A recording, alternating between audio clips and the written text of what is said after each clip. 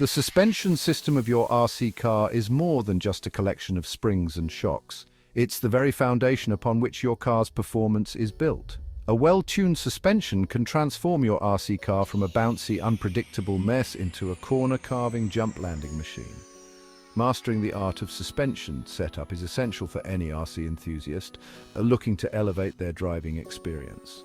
Think of the suspension as the translator between your car and the terrain. It dictates how your car reacts to bumps, jumps, and turns. A properly adjusted suspension ensures maximum tire contact with the surface, providing superior grip and control. This translates to faster lap times, smoother landings, and a more predictable driving experience. Without a dialed-in suspension, your RC car is like a wild horse, powerful but untamed. We'll delve into the intricacies of suspension setup, breaking down complex concepts into easy-to-understand steps. From understanding the different types of suspension to troubleshooting common issues, this guide will empower you to take control of your RC car's destiny. By the end of this journey, you will not only understand the what and how of suspension setup, but also the why. So buckle up and prepare to enter the world of RC car suspension, a world where precision and control reign supreme. Before embarking on your suspension tuning adventure, you'll need to assemble the right tools.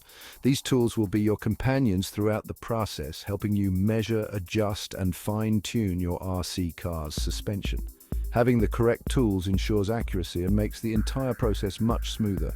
First and foremost, you'll need a ride height gauge. This tool allows you to accurately measure the distance between the chassis and the ground. Consistent ride height is crucial for maintaining predictable handling. Next, a set of hex drivers is essential for adjusting various screws and bolts on the suspension system. Make sure you have a variety of sizes to fit different components.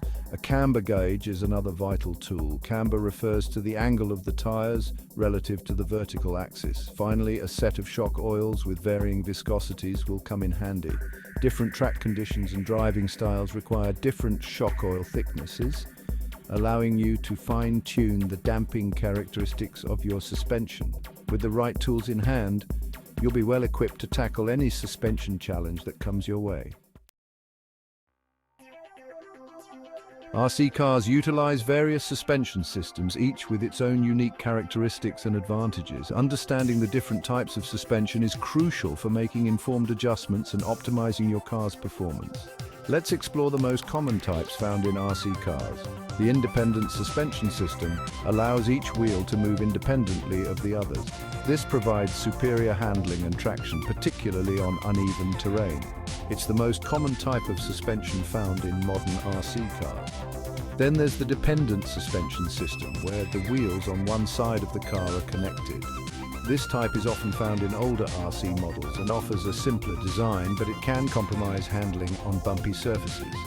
Another type is the double wishbone suspension, which uses two control arms to connect the wheel to the chassis. This design offers excellent control and adjustability, making it a popular choice for high-performance RC cars. Knowing the nuances of each suspension type will enable you to understand how adjustments affect your car's handling. Ride height, the distance between the chassis and the ground, plays a crucial role in your RC car's handling. It affects the center of gravity, weight transfer, and overall stability. Finding the sweet spot for your ride height is essential for achieving optimal performance. First, place your RC car on a flat surface. Using your ride height gauge, measure the distance between the chassis and the ground at each corner of the car. Record these measurements for future reference. Consistency is key here, so ensure the car is level and the surface is even. Adjusting the ride height is typically done by adjusting the preload on the shock springs. Turning the preload collars on the shocks will raise or lower the chassis.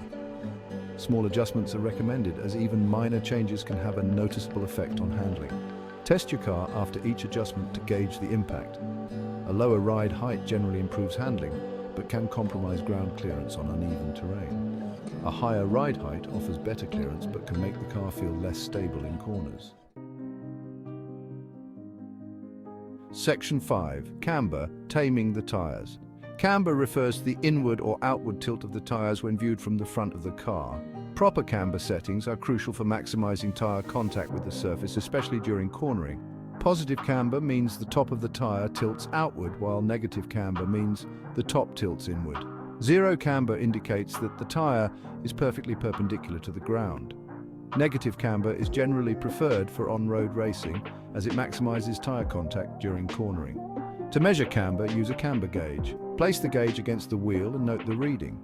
Adjusting camber is typically done by adjusting the turnbuckles on the suspension arms. Incorrect camber settings can lead to uneven tire wear and compromised handling. Finding the right balance is key to achieving optimal performance and tire longevity.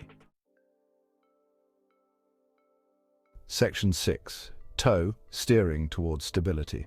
Toe refers to the angle of the front tires relative to the center line of the car when viewed from above. Proper toe settings are essential for maintaining straight-line stability and predictable steering response. Toe in means the front of the tires point slightly inwards, while toe out means they point slightly outwards. Zero toe indicates that the tires are perfectly parallel to each other. Toe in generally improves straight-line stability, while toe out can enhance steering response. To measure toe, use a toe gauge or a ruler. Measure the distance between the front and rear edges of the tires at the same height. The difference between these measurements indicates the amount of toe.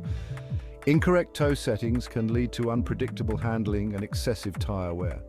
Finding the right balance is key to achieving optimal stability and responsiveness.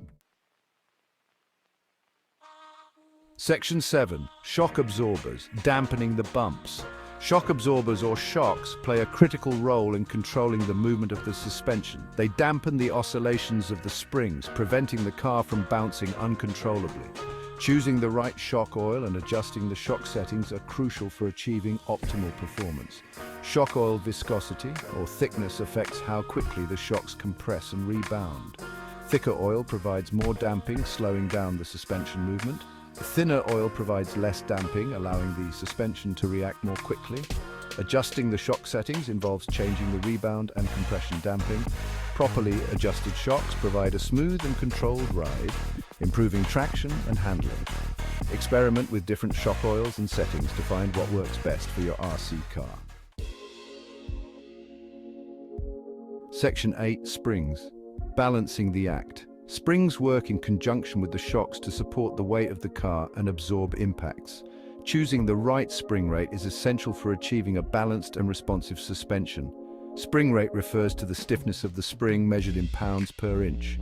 A higher spring rate means a stiffer spring, which provides more support but can make the ride harsher. A lower spring rate means a softer spring, which provides a smoother ride but can compromise handling. Adjusting the spring preload allows you to fine-tune the ride height and handling characteristics.